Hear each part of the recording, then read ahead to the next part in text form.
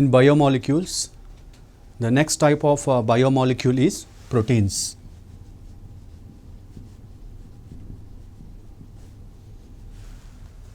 Okay, these are also the part of acid insoluble fraction, and these are having a molecular weight more than 1000 daltons. And proteins are the structures which are considered to be the major constituent part of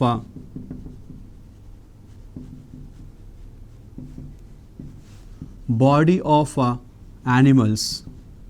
That is, consider the dry weight of an animal as 100%. Of that, nearly 50% of the dry weight is occupied by proteins. Why? Because not only in the animals, in the plants also, proteins are the part of the cytoplasmic constituent part, that is cellular pool, and also the cell organelles and the plasma membrane. When it comes to the plants, along with all these structures, the proteins are also the part of cell wall. So that is the reason why it accounts for larger proportion of the dry weight of a living body. Then here these proteins, as these are considered as a biomacromolecules.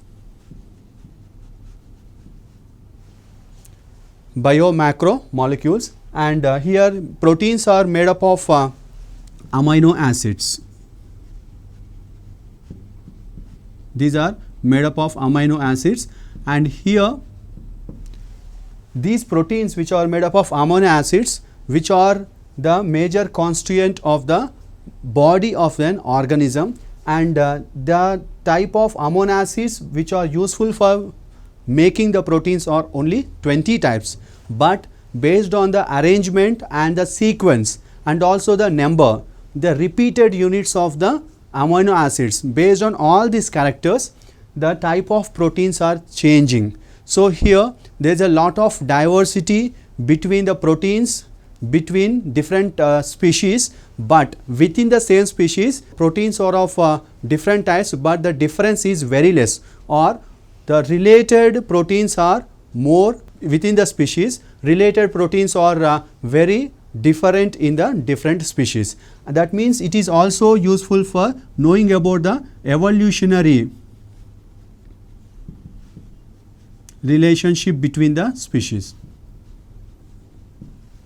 Based on this one, we can say that related species have more related proteins, and unrelated species have more different types of proteins in them. So based on that nature, we can say that it is also helping in identifying the evolutionary aspects of the living organisms. And is it that proteins are made up of only one type of repeatedly of only one type of amino acid, or different type of amino acids? It is like, if it is made up of only one type of amino acid, we call it as homopolymer, or if it is made up of different types of amino acids, we call it as heteropolymer. Homopolymer and heteropolymer molecules. So if a protein is made up of repeated units of same amino acid, we call it as homopolymer, and if a protein is made up of different types of amino acids repeatedly n number of times, though we call it as a heteropolymer. And if it is a heteropolymer, then also how many types of amino acids are required to produce a protein means only 20 types are required, and those 20 types may be repeatedly present in different sequential order and different arrangement patterns. So likewise, the difference can be observed within the protein molecules from one species, or within the same species, or within the same animal, or within the same plant, or within the same cell also. There is a lot of diversity observed between the proteins. Then the molecular weight of the proteins depends upon the number of amino acid units or amino acid residues which are present in the protein molecule. So here the least number of amino acid residues are present in adrenocorticotropic hormone. Adrenocorticotropic protein, which contains only 4500 amino acid residues, whereas insulin hormone, insulin, that is bovine insulin, in this one the number of repeated units or number of residues of amino acids are 5733, whereas in the bacterial ferredoxin. So, as we know that ferredoxin is an electron carrier in the electron transport system. So, it contains 6000 residues of amino acids. Then hemoglobin, which contains 66,500 repeated units of amino acids. Next one is urease enzyme, so which contains 4,83,000. Urease contains 4,83,000 residues of amino acids. Then isocitric dehydrogenase, which contains 10 lakhs of residues of amino acids. Then pyruvate dehydrogenase complex. So, pyruvate dehydrogenase complex is a one which is useful for oxidative decarboxylation of pyruvic acid in the link reaction of glycolysis and the Krebs cycle. So, where it contains 46 lakhs residues of amino acids. Likewise, the number of residues which are present in the number of amino acid residues which are present in the proteins are differing from least number, that is in the adrenocorticotropic hormone, that is 4500, to the highest number in the pyruvate dehydrogenase complex, which contains 46 lakhs of residues of amino acids. Generally, if you take a bacteria, all these are related to the majority of them are related to the eukaryotic organisms, whereas in majority of the bacteria they are ranging from 1000 to, that means each protein present in the bacteria is having amino acid residues of 1000 to 2000 amino acids in them. Then here we have to discuss something about the variation that is present between a polypeptide chain and a protein molecule. A chain of amino acids nearly up to 50, if they are up to 50, it forms a chain called as a polypeptide. And here it is a linear chain of the amino acids ranging up to 50, that forms a polypeptide, and such polypeptides will form an interlinking to form the polypeptides or interlink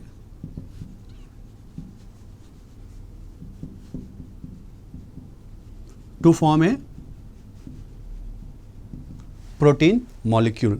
So, likewise the protein is having some structural conformations such that it may be either in the linear form or forming into an coils or rod like or spring like structures. Sometimes they form into sheet like structure, or like multiple structures can be formed by this protein molecules. And how many polypeptide chains will be present in a protein molecule? So, that is differing from one type of enzyme or one type of protein molecule to the other type of protein molecule. If we take pyruvate dehydrogenase complex, which contains nearly 72 polypeptide chains, whereas ribulose biphosphate oxygenase, in this nearly 24 polypeptide chains are present. Likewise, the number of polypeptide chains will be differing from one protein molecule to the other protein molecule. In this pattern, they form the linkages. So, these linkages are helping in forming a complete chain of a protein molecule. So, here which type of amino acids should be there or are present on a protein molecule, that is decided by the codons present on gene or cistron, or particularly we can say that during the translation process, the amino acid residues will be transferred to the site of protein synthesis, that is to the ribosomal site, where the proteins where the amino acids are binded with each other with the help of peptide bonds to form into a long chain of a protein molecule, till one of the termination codon will comes into the part. So likewise the bondings will be formed, peptide bonds will be formed with the help of an enzyme called as peptidyl transferase enzyme, which is present in the larger subunit of ribosomes. Likewise the long chain of proteins will be produced. So here if you see the structural conformation or structural changes here, collagen is one which is present in animals. It is considered to be the most abundant protein present in animals. But when it comes to rubisco or ribulose biphosphate,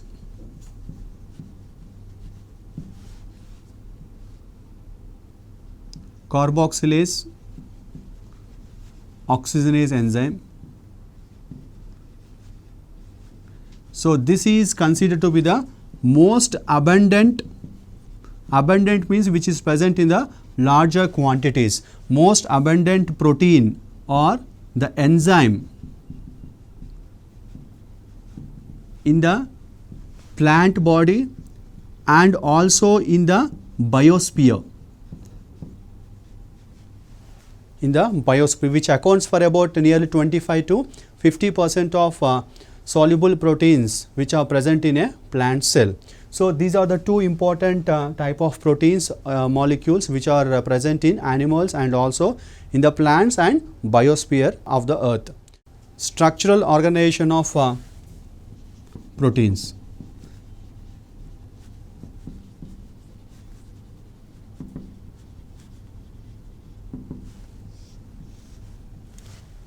As we have discussed that proteins are made up of amino acids. So if it is studied in context of a physicist, or in the terms of physicist, he said that it is a three-dimensional structure of a protein molecules. But when it is studied by an biologist or in the biologist context, so the proteins are exhibiting four type of structures. Those are primary structure, secondary structure, tertiary structure and quaternary structure. In the view of biologists, there are four types of structural organizations exhibited by a protein molecules: primary, secondary, tertiary and the quaternary. So let's start with the first one, that is primary structure of protein molecules. In the primary structure, the amino acid residues are forming a chain, but here no foldings or no coilings, so it is like a straight chain like organization,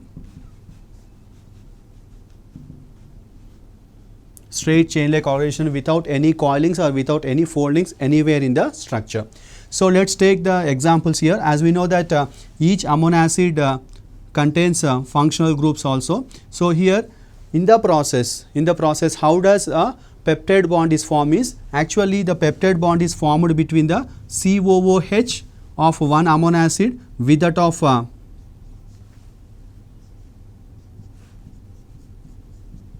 amino group of the next amino acid. Consider this is a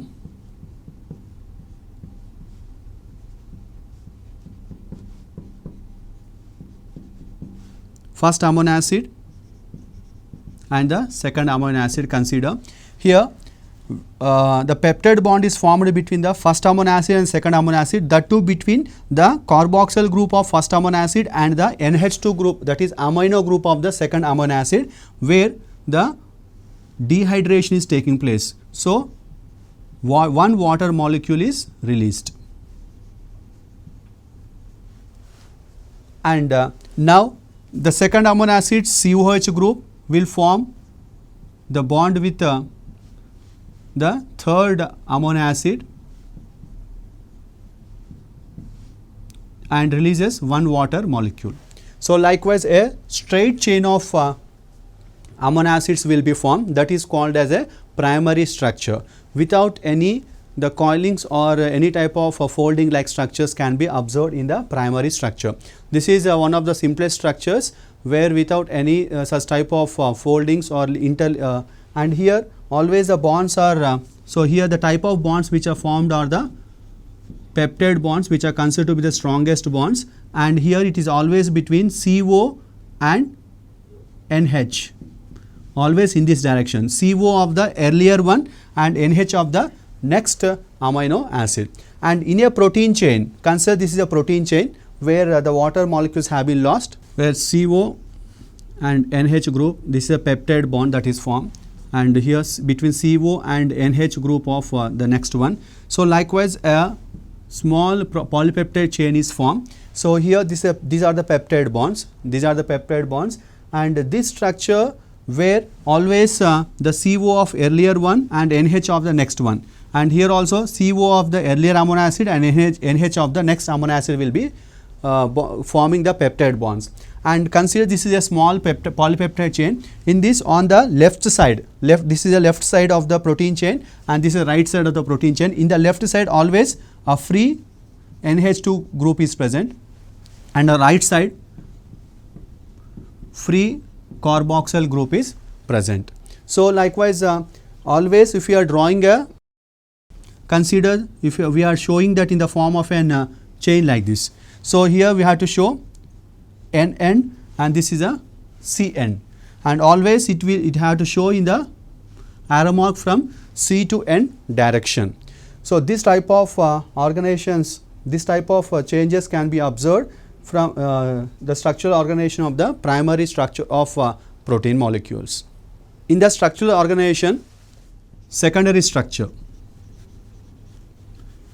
In the secondary structure, so there is a little change from primary structure where we can see some sort of foldings or interlinking structures or some sort of spiral structures can be formed by new steric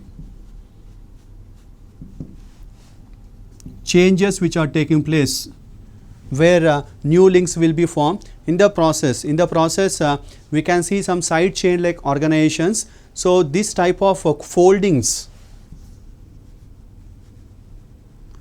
or coilings can be seen in the structure. So if you see the organization, so consider this type of foldings can be seen, and this is a N and this is a C. Always from show the arrows have to be shown from shown in this direction.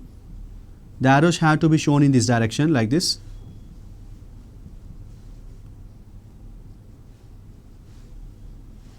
So this type of secondary structures can be observed. Sometimes the secondary structures may be showing some other type of folding or interlinking structures. So that based on all such linkings, we can say that the secondary structures are showing alpha, beta and calogen type of secondary linkings are present. Alpha, beta and the calogen type of linking structures are present in the secondary structure of protein molecules. If we take the alpha structures, in the alpha structures or alpha linkage, in the alpha linkages, apart from the peptide bonds, normal the peptide bonds are present between CO and NH. So these are normally present as like that of a primary structure, but here apart from that one, as I said that the foldings are formed in order to stabilize that folding structure. So there we can see the new linkages, the hydrogen bonds are present. Hydrogen bonds are formed between CO group of first amino acid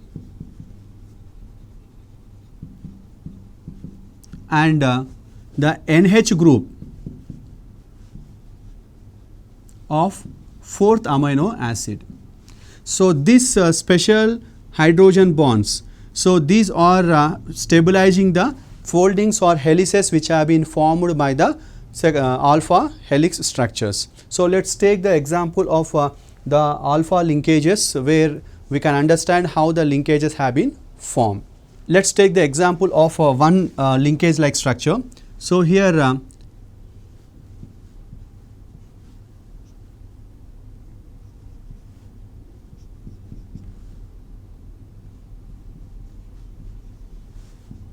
this is first amino acid, consider with R1 as one amino acid. So this will form a link, the CO group of the first amino acid will form bonding with the NH group of second, this is second amino acid, where C, H, R and here C double bond O. This is the second amino acid. So here this is the first amino acid and this is the second amino acid.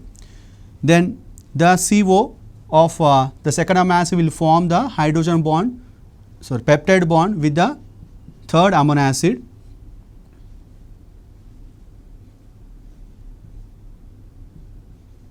Third amino acid, which is represented as R3 here. So H and C double bond O. So this is a third amino acid, and the CO group of third amino acid will form bond with the fourth amino acid, NH group of NH2 of fourth amino acid. So where R4, H and NH. So here as I said that the CO group of first amino acid is forming a hydrogen bond with the NH group of fourth amino acid. So like this, hydrogen bond will be formed. Then the NH of the fourth one will be binding with the next one. So likewise the foldings here, one next folding will form, where we can see the presence of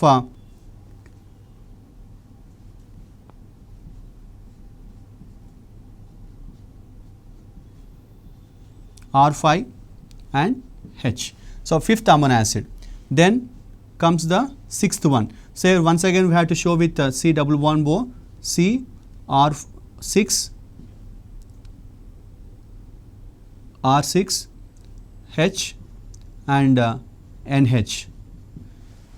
So likewise this is one folding, second folding, third folding. Likewise the more number of foldings will be coming, and always we can see the folding, the hydrogen bonds between the CO group of first amino acid and the NH group of fourth amino acid. In the same way between the fourth one and the next, likewise fourth one and the seventh one. So likewise the relationships of linkages will be formed. So this type of structure appears to be like this, where N and C, N here, so it have to be shown with arrow mark like this,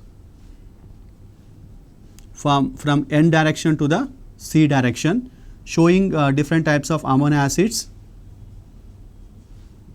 and also the linkages also. Somewhere we can show the linkages like this, and also somewhere the linkages have to be shown like this. So this dotted structures represents the hydrogen bonds between the residues or amino acid residues to form a flexibility in the alpha helix structure of the primary structures of protein molecules. Next one is beta linkages.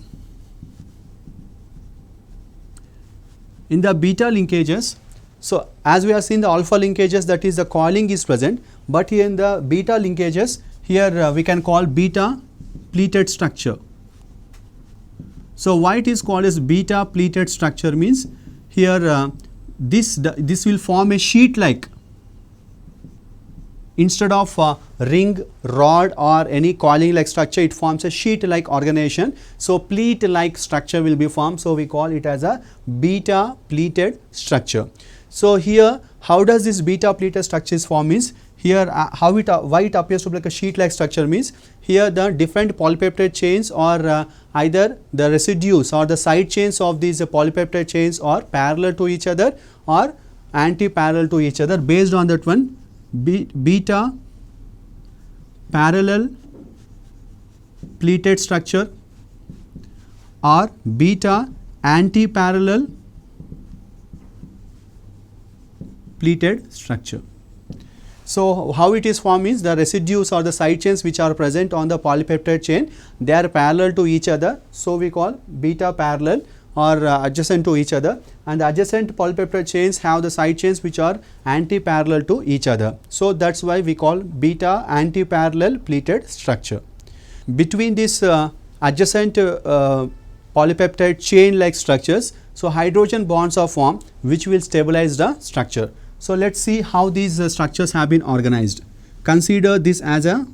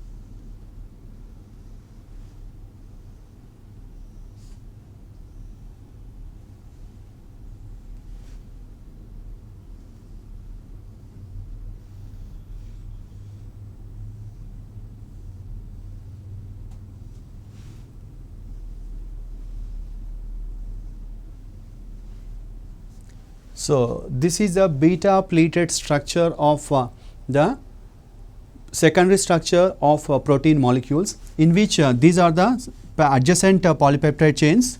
So, here these are the peptide bonds and polypeptide chains. So, these polypeptide chains, this is one polypeptide chain, the adjacent likewise, these are binded with the hydrogen bonds.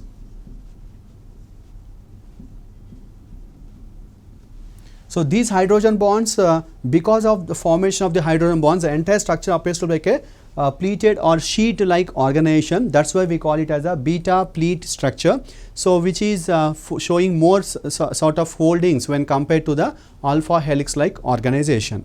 In the secondary structures, the third one is calogen linkages.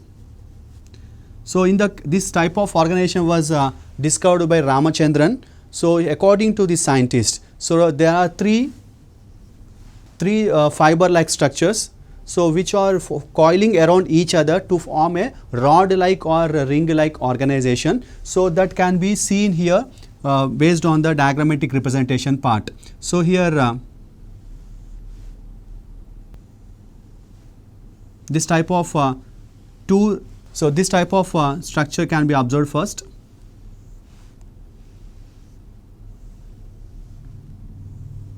The two sheet like structures we are showing, but the third ring like structure will also be observed here.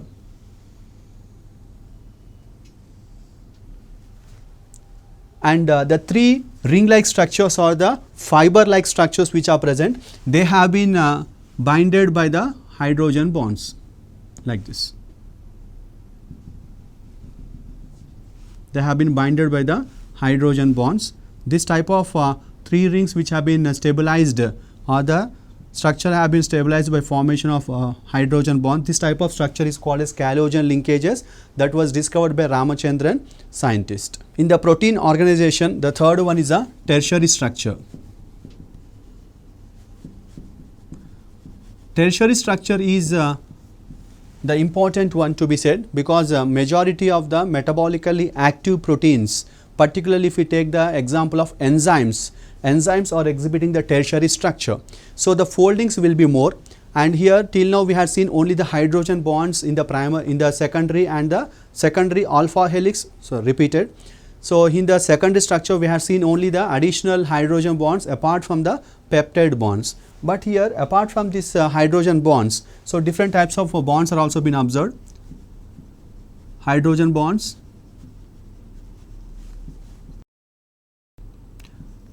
hydrophobic linkages,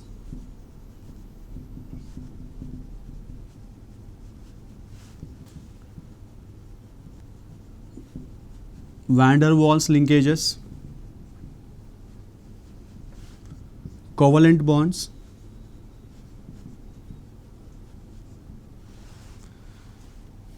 and ionic linkages or ionic bonds. Likewise, the five types of additional type of bonds are present in the tertiary structure, which will the structure is more and more stabilized, and here the linkage is very more such that the active site or the metabolically active part of the linkages will be exposed outside. So, particularly if we take the example of enzymes, in the enzymes we know that active sites are present, or we can call it as catalytic site. So, it is a place where the substrate molecule come and bind to that region, where the shape of the active site and the shape of the structure of the substrate molecule will be same. So, some little conformational changes will take place in the active site, such that the substrate molecule will exactly fit, and there is a specificity present between the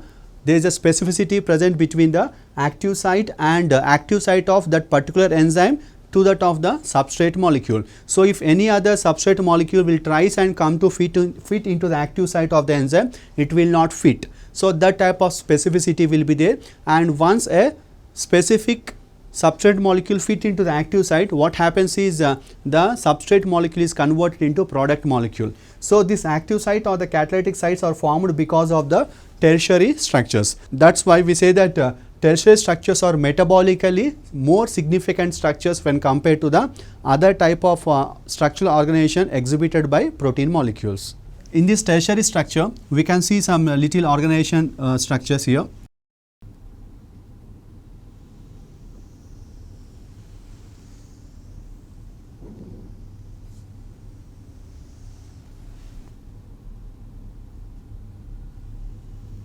So, this is a tertiary structure where we can see the more and more foldings in the protein molecule,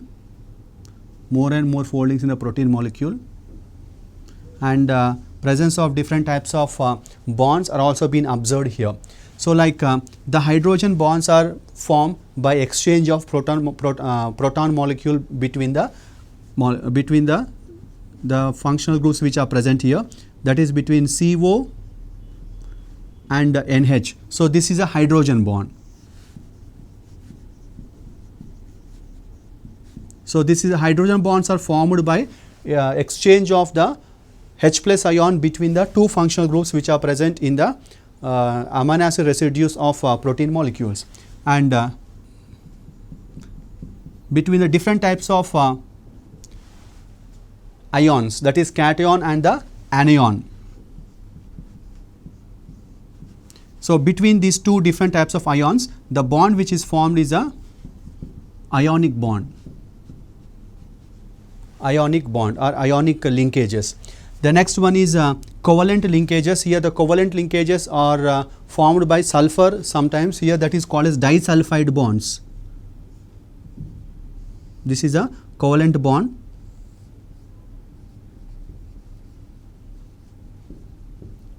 Here the type of covalent bond here it is disulfide bond.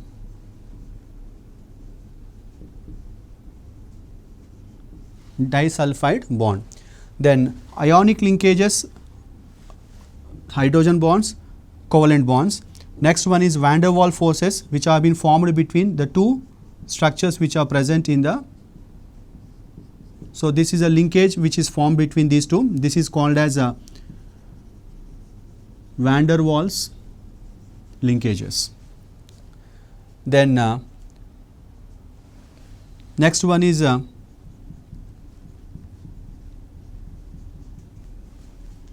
the bonds which are formed here.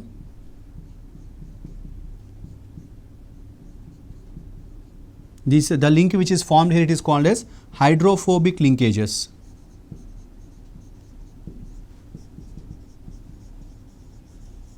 Likewise, we can see 5 different types of bonds which are formed in the tertiary structure. This type of structure which is helping in stabilizing the coiling like structures which are formed by the tertiary structure of the protein organization. So as we discussed that it is most significant in the metabolic activities, particularly if you have taken the example of enzymes, the active site is formed because of the tertiary structure only. In the structural organization of proteins, next one is the quaternary structure. In the quaternary structure, the different polypeptide chains are linked with each other. Here the best example is the hemoglobin. In hemoglobin, here 4 polypeptide chains are present, in which 2 are alpha chains and 2 are the beta polypeptide chains. So those 4 chains are overlapping above the one above the other, and the interlinking will be present to form a stabilized structure called as a quaternary structure. So likewise in the structural organization of proteins, primary, secondary, tertiary and the quaternary structures are present. Here the proteins are categorized into various types based on different activities or different functions related to the protein molecule. Let's take some of the categories, some of the types of protein molecules which are present in the plants and also in the other living organisms. So like the proteins based on the function, like enzymatic proteins or enzyme proteins. So we know that enzymes are considered as a biocatalysts. So what is the function of this biocatalysts? Biocatalysts are the one which will fasten or quicken the reactions which are taking place inside the cell. We know that inside a cell some millions or many number of organic molecules and inorganic molecules are there, which are converted, which have been formed from some other type, and these are once again converted into some other type. Likewise the interconvertibility or transformation is taking place. The transformation is by metabolism or metabolic reactions. All these metabolic reactions are catalyzed by biocatalysts called as enzymes. Without the enzymes, the entire process will be delayed. Such type of proteins which are called as a enzymatic proteins are the enzymes. Like we can take trypsin, pepsin, dehydrogenases. Such type of examples we can take related to the enzymatic proteins. Second one is structural proteins. Structural proteins are those protein molecules which are the constituent part of the structure of a cell. Like they are the constituent part of cytoplasmic content, and they are the part of cell wall in the plant cells, and they are the part of plasma membrane of living organisms, and also all biological membranes.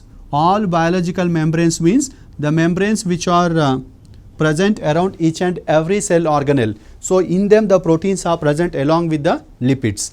So wherever they are the part of the structural organization of a plant body or animal body, such type of proteins are called as a structural proteins. And some of them are storage proteins. Storage proteins means the proteins which are stored inside the cell or stored inside the cytoplasm or stored inside the chloroplast or any other cell organelle. So such type of proteins are called as a storage proteins, which will provide, and we know that proteins are also acting as an respiratory substrates, where when the protein molecule is dissolved or when the protein molecule is degraded or broken down, it will release some amount of energy which is useful for performing many metabolic functions. So likewise this is one type of categorization present in the proteins. So based on the function, enzymatic proteins, structural proteins and the storage proteins. And proteins are rich in the cotyledons of cereals. Sorry, wrong.